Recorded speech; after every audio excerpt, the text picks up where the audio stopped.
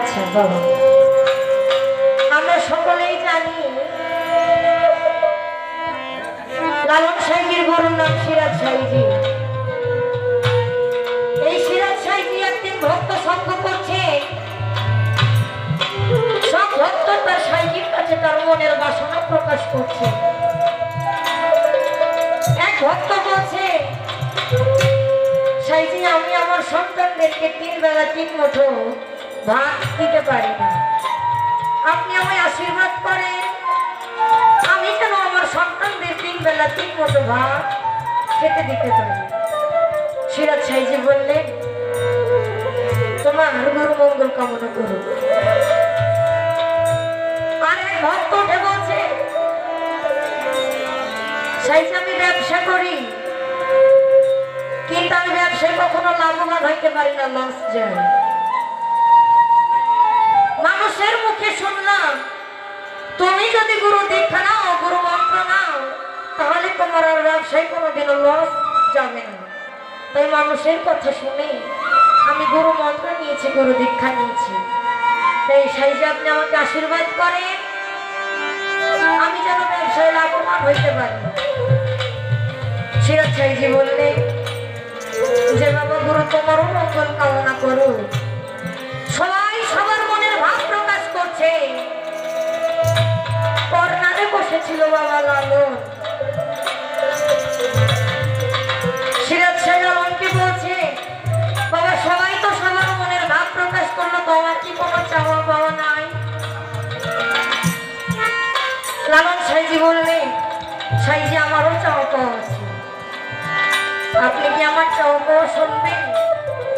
তখন লালন সাহেবজি তার গানের মাধ্যমে সুরে সুরে বলেছে,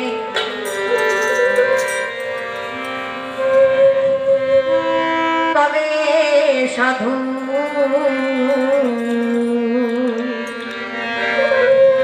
চরণ ধুলি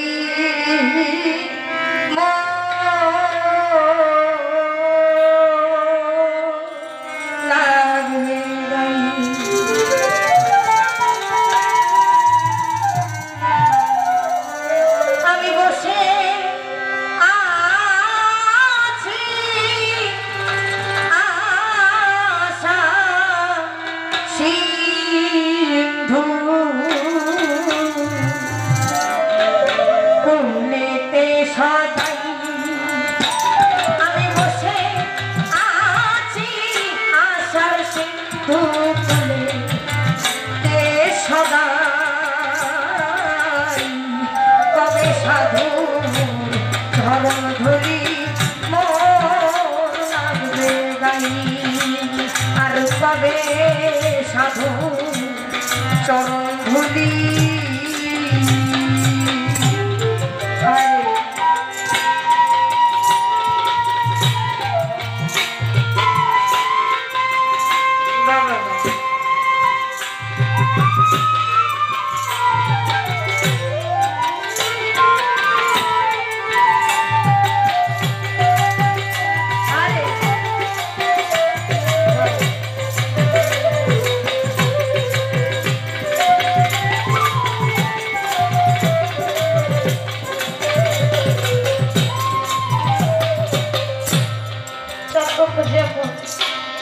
মেঘের জল দিলে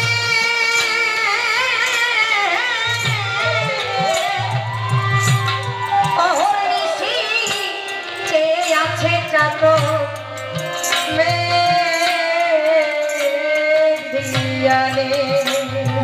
চাতক যাব মেঘের জল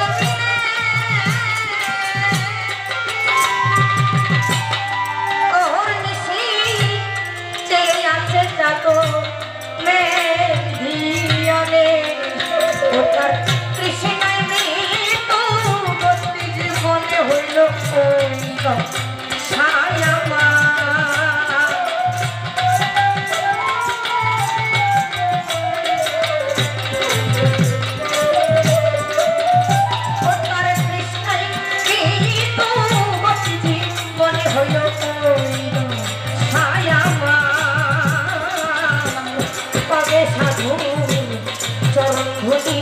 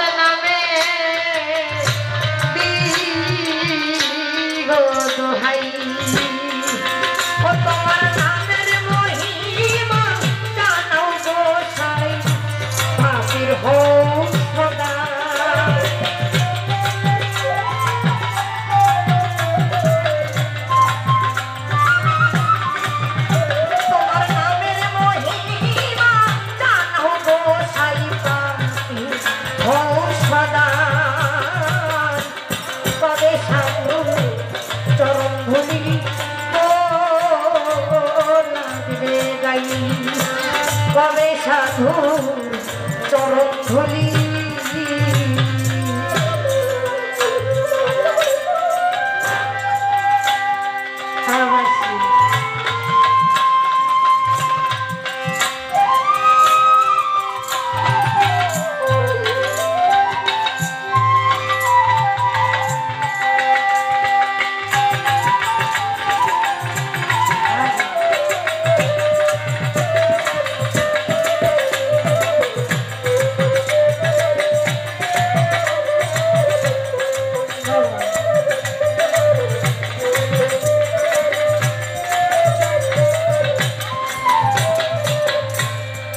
যেমন শুভ সাধুর সঙ্গ আয়োজন করেছে, অনেক সাধুগুরুর আগমন হয়েছে।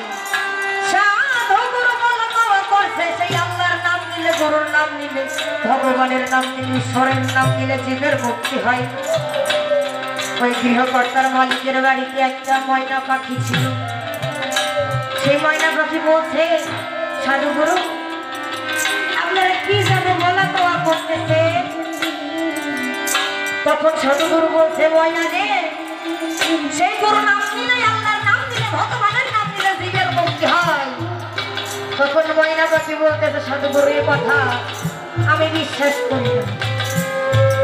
যদি গুরু নাম নিলে, আল্লাহর নাম নিলে, ভগবানের নাম নিলে জীবের মুক্তি হয়, তাহলে আমি 12টা বছর কেন এই ঠাকুরের মন্দির রয়েছি? যদি জীব আল্লাহর নামেই মুক্ত হয়, তাহলে আমি কেন এই 12টা বছর খাঁচাই বন্দী হয়ে আছি গো? এই কথাই আমি বিশ্বাস করি নাই। তখন সাধুগুরু স্তব্ধ হয়ে গেছে। এই মনের পাখি বলে কি, আমরা বলা কোয়া করছি সেই গুরু নাম নিলে, আল্লাহর নাম নিলে জীবের মুক্তি হয়, আর এই পাখি আমার কথা বিশ্বাস করছে না। এই ময়না পাখি বলে কি? তখন গৃহকর্তার মালিক চলে আসলেন, এসে বলছে, সাধুগুরু আপনারা সর হয়ে যান, আপনাদের সেবা দেওয়া হবে। তখন সাধুগুরু বলছে, আপনার বাড়িতে আমরা সেবা নেব না, আমরা বলা কওয়া করছি গুরু নাম নিলে আল্লাহর নাম নিলে জীবের মুক্তি হয়। এই মনের পাখি মনে আমার কথা বিশ্বাস করছে না গো, আমরা আপনার বাড়ি সেবা নেব না। গৃহকর্তার মালিক ভাবলেন, যদি আমার সাধুগুরু যদি আমার বাড়ি ত্যাগ করে, তাহলে আমার নরকেও জায়গা হবে না গো। তখন গৃহকর্তার মালিক কি করলেন, সেই ময়না পাখিটাকে খাঁচা থেকে মুক্ত করে দিলেন। পাখি উড়ে গিয়ে গাছের ডালে বসলেন। তখন আবার সাধুগুরু ওই একই কথা আলোচনা করছে, গুরু নাম নিলে, ঈশ্বরের নাম নিলে জীবের মুক্তি হয়। তখন ময়না পাখি ওই গাছ থেকে বলছে, সাধুগুরু শুধু নাম নিলে হবে না গো, শুধু নামে জীবের মুক্তি হয় না, সাধুর দর্শন নেওয়া লাগে গো।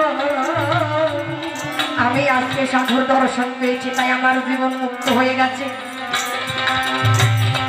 শুধু নামে কিন্তু জীবের মুক্তি হয় না, সাধু গুরুর দর্শন দেওয়া লাগে। তাই ওদিকে লক্ষ্য করে লালন সাইজি বলেছে, শুনেছি সাধুর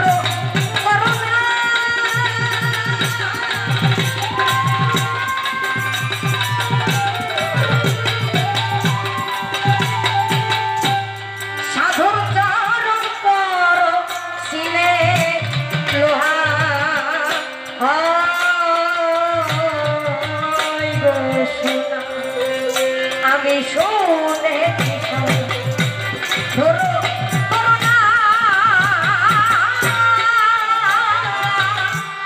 সাধুর চরণ পরশিলে লোহা, বুঝি ভাগ্যে তাও হলো না, বুঝি ভাগ্যে তাও হলো না, বুঝি ভাগ্যে তাও হইল না, ফকির লালন দেখতে পাই, বুঝি আমার ভাগ্যে তাও হইল না, ফকির লালন দেখতে পাই। তবে সাধু চরণ ধরি মোর ভাগ্যে গাই। করে